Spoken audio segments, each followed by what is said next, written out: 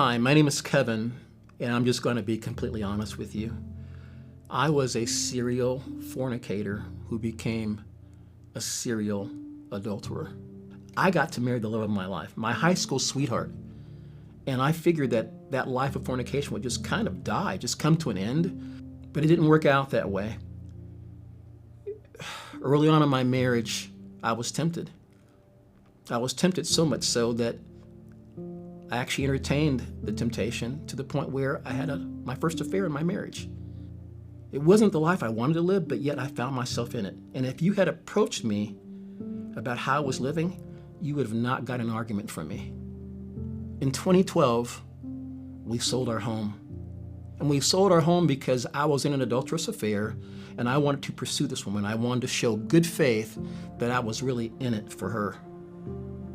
So for 4.5 years, my wife and I lived separately.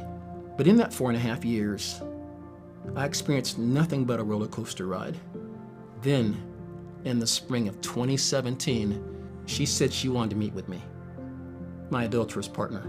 And in meeting her, she told me this. She said, our relationship is over. We cannot continue. We are done today. And I was shocked. I was blindsided. And I went back to my apartment weeping and crying. And I got inside and I just raised my voice to the Lord and said, Lord, what have I done?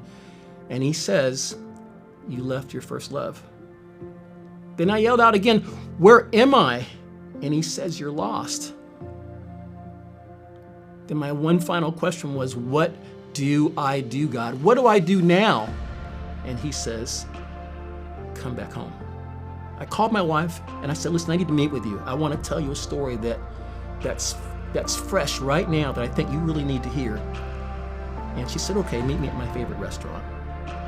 And meeting her at the favorite restaurant, I told her what I experienced with the Lord. I told her exactly what he had told me. And she looked at me, and with a few moments she said, I've been waiting for you to tell me that. We then began dating all over again. And we began embarking on a brand new life, a life that we had never had before, a life of transparency, a life of honesty.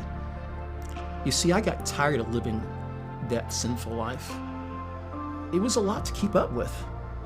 But yet when I began searching the scriptures and reading from Romans 8:1, I found out that as a believer, sin should not be abounding in my life. I also found out that I'm no longer condemned by the sin. You see, I had asked the Lord for forgiveness and he forgave me.